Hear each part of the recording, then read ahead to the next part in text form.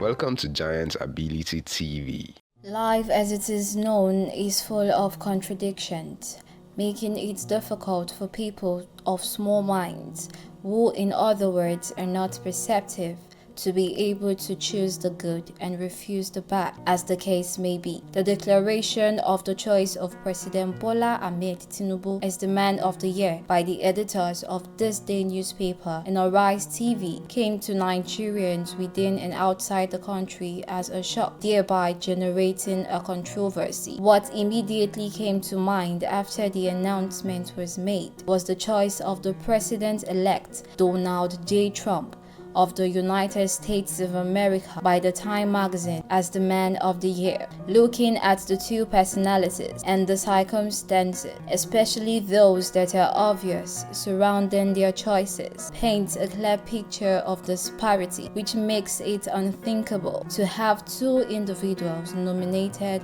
for the same award. Nonetheless, one cannot overlook the difference in the mindset of the judges, especially because they happened in different countries and were made possible by people of different mental capacity and ideologies. The choice of Donald Trump as the Man of the Year has not in any way removed the stigma around him, being the first American president with a criminal conviction. But the truth remains that the election that gave him the victory was free, credible, and fair, and the lack of litigations in any of the courts of the land. It is important to note that the choice of Trump was strictly on the mystery surrounding his second coming, 4 years after he was voted out of office, and in spite of his alleged insurrection mastermind against the Capitol Hill on January 6, 2021, as well as two failed assassination attempts on his life. It is important that we get this picture clear and appreciated. However, the case of the choice of our President Bola Ahmed Tinubu was connected to what he intends to do, though which he has begun, with negative effects of unprecedented hunger and poverty on Nigerians as a result, and with promises of hope for a better life in the future. This picture is completely different from that of the President-elect Donald Trump, and cognizant of the fact that no one builds a reputation on what he intends to do. Our roads are terrible. Our internet is not up to the level that we want as a technology-driven nation. We are still indebted in electricity and deficient in power generation. How do you slice it? You have to take it with the two hands and brace up for a very, very strong, push. It's like a pregnant woman. There's big expectation and big contraction and labor pain. You go through it, the baby is born, you are happy. If that baby is alive, you have the joy of birth. And that is what we are working at. It's not just because we want to inflict pain on anybody. No, it's because we share the same value. We want this country to grow. There's no other way out of it unless we invest in our today prosperity. To the editors of This Day newspaper and Arise TV, their actions regarding the choice of President Bola Ahmed Tinubu and that of Dr. Ngozi Okonjo-Iweala the Director General of the World Trade Organization (WTO) as the Woman of the Year do not add up in line with wise decision-making activity, for it only paints a picture of one who is just trying to stumble into the future and not creating the future for himself. Similarly, the inclusion of Mr. Dele Farotimi's name on the list of the Titans of the Year is hypocritical, deceptive, diversionary, and a way of justifying the anomaly of the nomination, especially the undeserving awardees, an action that is tantamount to comparing the apples with oranges or looking for the living among the dead. We stopped being human because we became Nigerians. They divided us and we fell for it. Because you wouldn't see me as a Yoruba man, you spoke for me. Because you wouldn't see me as a Christian, you spoke for me. Because you spoke, because you spoke, because you spoke.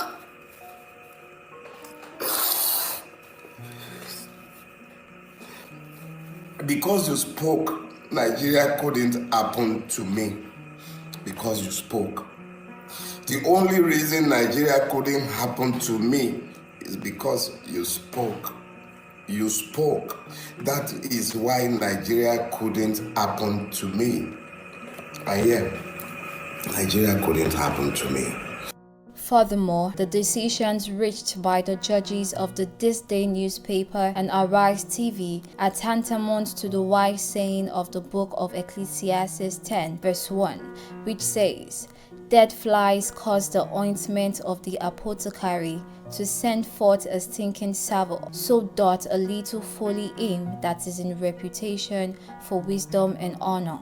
A miss is as good as a mile. Let the organizers of events like this in the future not allow their faces to be covered by the veil of psychophancy and be well instructed in this manner.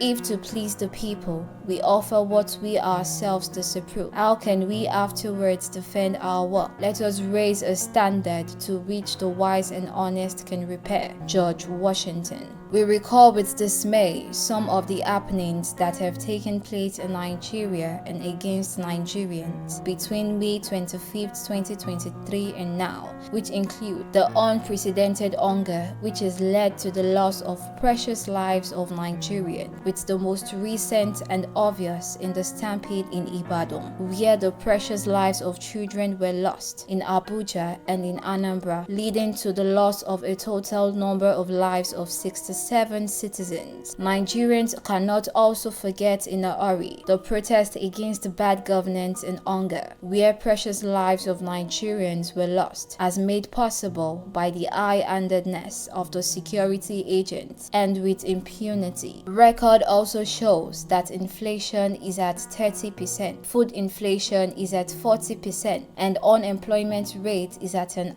unimaginable high. Just of recent, the National Bureau of Statistics (NBS) in the Crime Experience and Security Perception Survey report of 2024 revealed that Nigerians paid 2.23 trillion naira as ransom to kidnappers between May 2023 and April 2024. In a country where Constitution provides that the security of lives and property of the people, as well as their welfare, shall be the primary assignment of government, where do we situate the unfortunate incident of accidental bombing in 2 villages in Kaduna State, where more than 100 lives were lost, and the most recent in a village in Sokoto State, where not fewer than 10 people lost their lives? Don't forget also that the northern part of the country, especially the northeast and northwest, are the epic centers of insurgency and banditry for years, with lives of innocent citizens lost. Having the military mistakenly bombing innocent citizens in this area is an unwarranted escalation and the aggravation of the pains and the loss of lives of the people in the northern part of the country.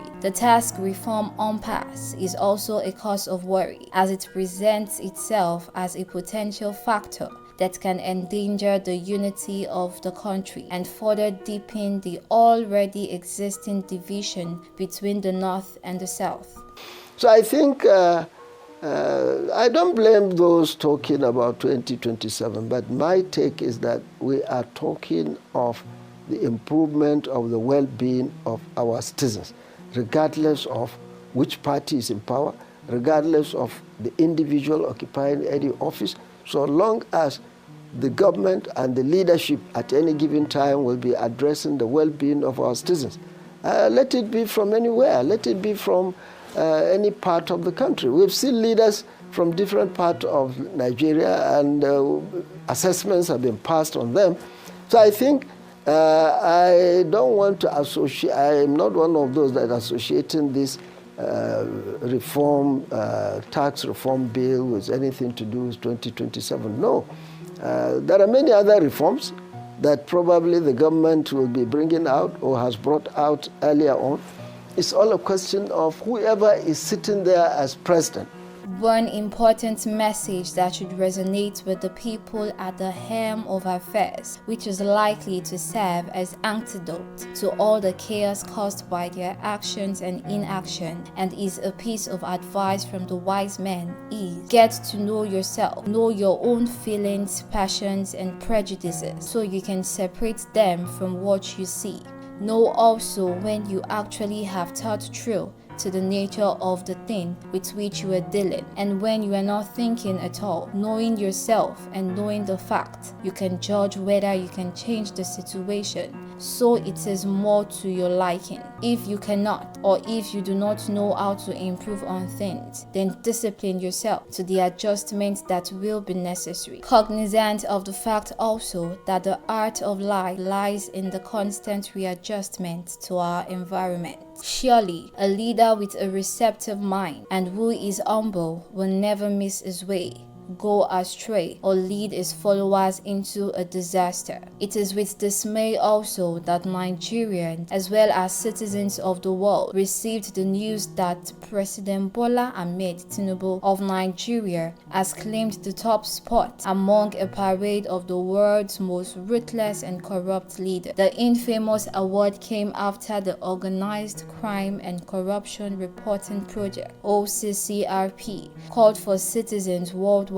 to nominate individuals worthy of taking the spotlight of their roles in advancing criminal activities while aggravating poverty. This group, which coordinates a network of investigative journalists and activists around the world, said the Nigerian leader came third after a vote by participants. On a final note, the editors of the This Day newspaper and Arise TV owe Nigerians, as a matter of moral obligation, a clear description of what manner of man of the year 2024 is President Bola Ahmed Tinubu, and as soon as possible to avoid being complicit in the enthronement of corruption and bad governance in Nigeria. View the whole world and with impartial eyes. Consider and examine all that rise. Weigh well their actions and their treacherous ends. How greatness grows and by what steps are sent.